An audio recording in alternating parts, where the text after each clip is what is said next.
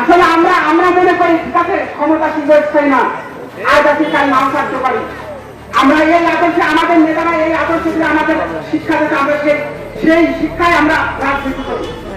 আমরা প্রতিহিংসার রাজনীতি করি না।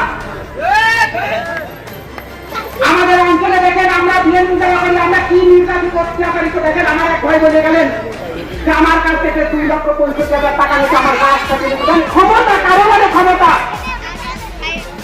আওয়ামী লীগের বন্ধুরা আসলে আমরা কিন্তু অনেক কিছু করতে পারি ভাই, আমরা করবো না।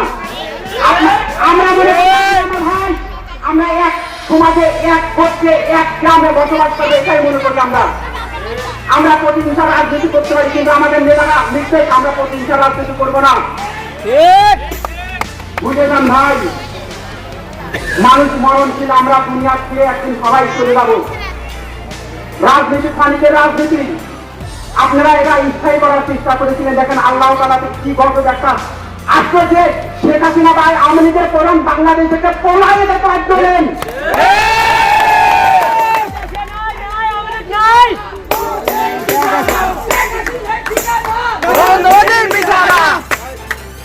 সংগ্রামী ছাত্র বন্ধুরা, বলার শেষ নাই। সবাই আমরা দুঃখ নিয়ে এখানে আসছি।